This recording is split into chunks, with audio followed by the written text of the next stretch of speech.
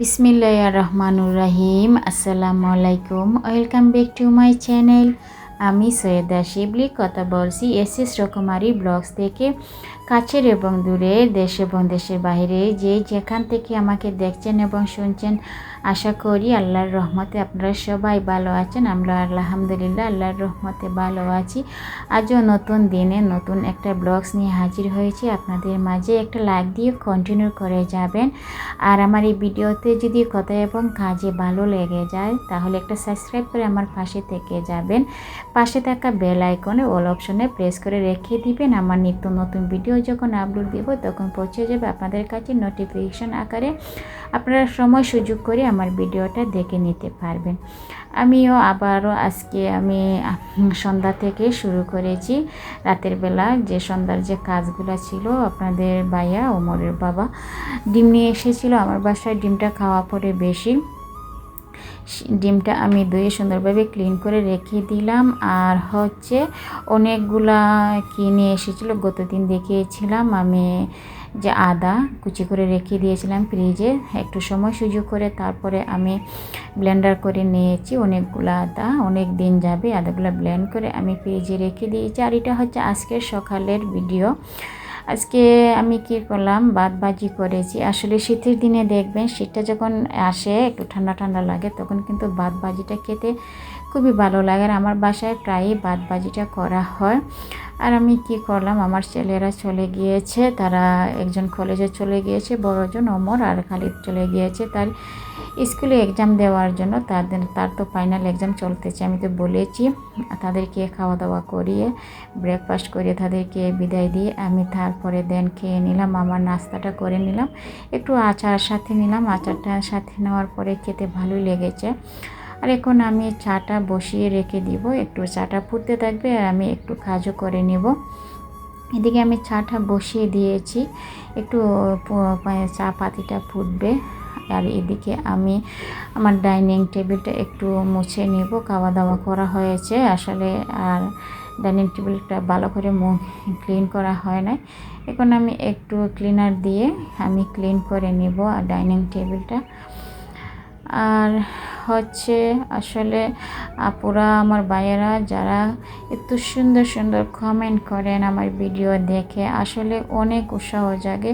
অনেক আমার আপুরা আছেন, আমার অনেক ভালো ভালো কিউট আপুরা আছেন, খুবই সুন্দর সুন্দর কমেন্ট করেন, বলেন যে আমার কাজগুলো পছন্দ হয় আপনাদের কাছে, আমার ঘর সাজানো ঘর গুছানো আপনাদের কাছে পরিপাটিভাবে যে আমি আমার বাসাটা রাখি, আমি যেগুলো কাজ করি আপনাদের কাছে খুবই ভালো লাগে।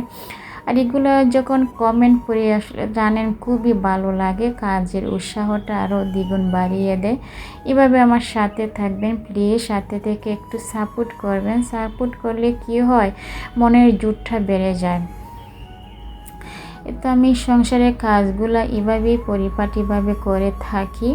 আমি ছাটা এদিকে বসিয়ে দিয়েছি, বসিয়ে দিয়ে দেন আমি চুলার ইটটা একটু কম করে দিয়েছি। আমার চা পাতিটা ফুটলে পরে আমার চাটা খেতে ভালো লাগে। আর চা পাতি যদি ভালো করে ফুটা না হয় চাটা খেতে কিন্তু তেমন ভালো লাগে না। একটা চা পাতার একটা খাঁচা খাঁচা গন্ধ থাকে চার মধ্যে। এই চাটা খাওয়ার পরে কিন্তু আমার একটা গ্যাসের প্রবলেম হয়, সেই জন্য আমার চা পাতিটা দেওয়ার পরে আমি পানিটা আর চা পাতিটা একসাথে দিয়ে দিই। পানিটাও ফুটে, চা পাতাটাও ফুটে। এইদিকে আমার ক্যাবিনেটটা ওয়াল শোকেসটাও একটু মুছে নিব। আমি তো প্রতিনিয়তই মোছামুছি করি, তারপরে একদিন দুই দিন পর পর আমি ভালো করে ক্লিন করার চেষ্টা করি গ্লাস ক্লিনার দিয়ে এখন আমি মুছে নিয়েছি। আর এই গ্লাস ক্লিনারটা কিন্তু আমার হাতের তৈরি। আপনারা যদি হাতের তৈরি গ্লাস ক্লিনার যদি দেখতে চান তাহলে একটা কমেন্ট করবেন, আমি বলে দিব কিভাবে আমি তৈরি করি গ্লাস ক্লিনার। আমি গ্লাস ক্লিনার আর কিনি না, আমি নিজেই তৈরি করে আমি গ্লাসগুলো ক্লিন করি এভাবে। খুবই ইজি, সহজ। আপনাদের যদি দেখতে চান তাহলে একটা কমেন্ট করবেন, কমেন্ট করে জানিয়ে দিবেন, আমি বলে দিব ইনশাল্লাহ। তো দেন আমি এগুলা মুছে নিচ্ছি।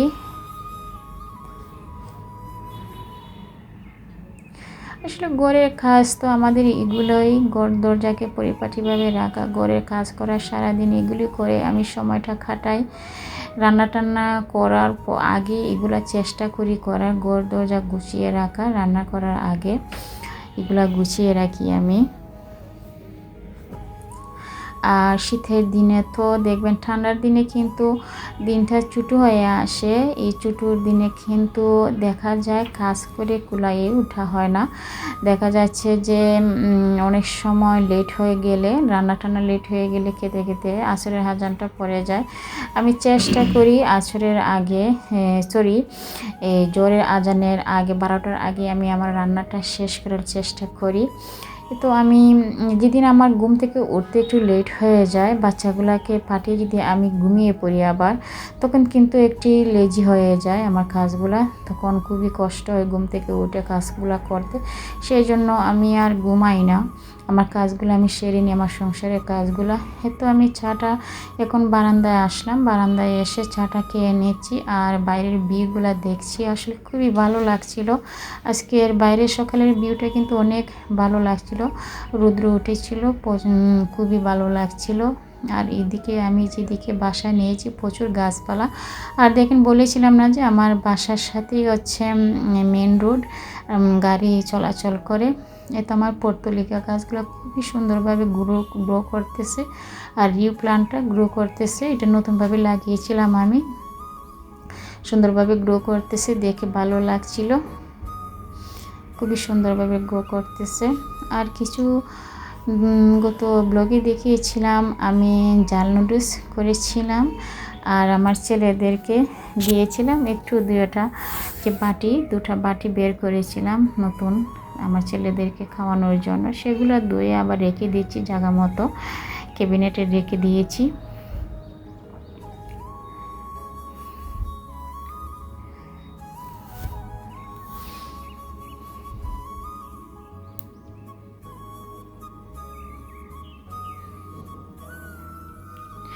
আমার বাসার ভিতরে কিন্তু অনেক রিয়েল প্লান্ট আছে। এগুলা একটু ঠান্ডা ঠান্ডা পড়তেছে, দেখা যাচ্ছে যে গাছগুলা কি জানি হয়ে যাচ্ছে, একটু সতেজ আছে, তারপরে একটু আমার কাছে কিরম কিরম লাগতেছে। তারপরে একটু পানি দিব, পানি দিয়ে দেন আমি কি করব, এগুলো আর শেয়ার করব না। সবগুলো শেয়ার করলে দেখা যায় যে ভিডিও তো লম্বা হয়ে যায়। আমি গাছগুলা এই রুম থেকে রুমে গিয়ে দেখতেছিলাম যে আমার গাছগুলা কেমন, কীরকম লাগতেছিল আমার কাছে। তো এখানে আছে সিঙ্গোনিয়াম গাছ আছে, এখানে আমি রেখেছি আমার বেসিংয়ের নিচে আছে, সিঙ্গোনিয়াম গাছও আছে, আবার কিও আছে, মানি প্লান্টও আছে সিঙ্গের উপরে, আর নিচে আছে স্নেক প্লান্ট, আর আছে লাকি ব্যাম্বু আছে। এগুলো আমি রেখে দিয়েছি, আমার কাছে খুবই ভালো লাগে। আমার বাসার ভিতরে রিয়েল প্লান্টগুলো, সবুজ প্রকৃতি দেখলে আমার আসলে মন খারে, এগুলো দেখলে আমার খুব ভালো লাগে। এখন আমি চলে এসেছি রান্না করতে।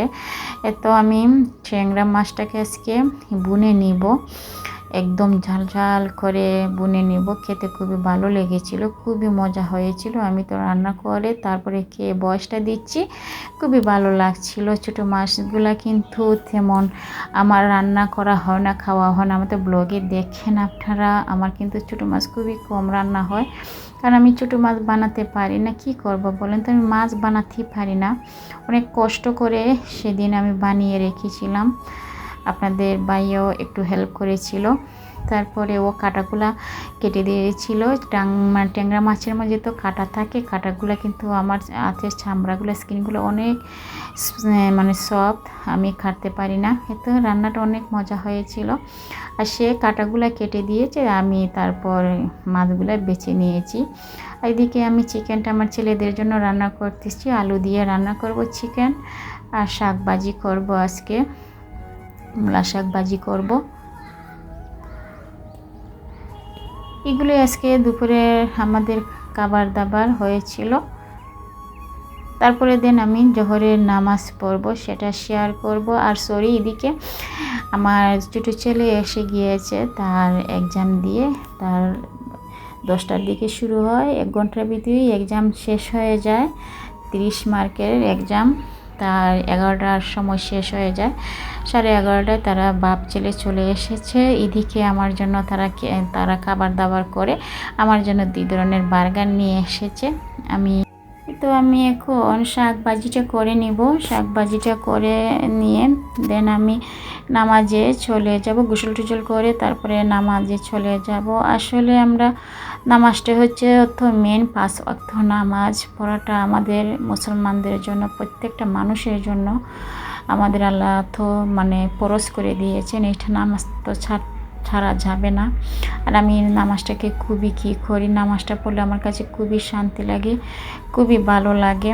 আমি অনেক দোয়া দুরুদ করি, নামাজে বসে চেষ্টা করি আল্লাহকে ডাকতে। আসলে আমরা সময়টা পাই কোথায় বলেন তো আল্লাহকে ডাকতে? 5 ওয়াক্তর সময় যদি আমরা এই টাইমটা 5টার সময় 5টা টাইমে আমরা যদি আল্লাহকে ডাকতে পারি আর কি হতে পারে বলেন তো? আল্লাহ আমাদেরকে অনেক ছাড় দিয়েছেন। সারাদিনের ভিতরে দেখেন 5টা টাইম দিয়েছেন আল্লাহ, শুধু আল্লাহর কাছে যাওয়ার জন্য, আল্লাহকে ডাকার জন্য, আল্লাহর স্মরণে যাওয়ার জন্য। আমি আল্লাহর রহমতে দোয়া করবেন, চেষ্টা করি পড়ার জন্য, নামাজটা আদায় করার জন্য, ছেলেদেরকেও পড়ানোর চেষ্টা করলে আল্লাহর ধ্যানে থাকতে, আল্লাহর পথে চলতে।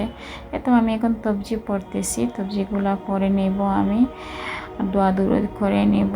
আজ এ পর্যন্তই। সবাই সুস্থ থাকবেন, ভালো থাকবেন।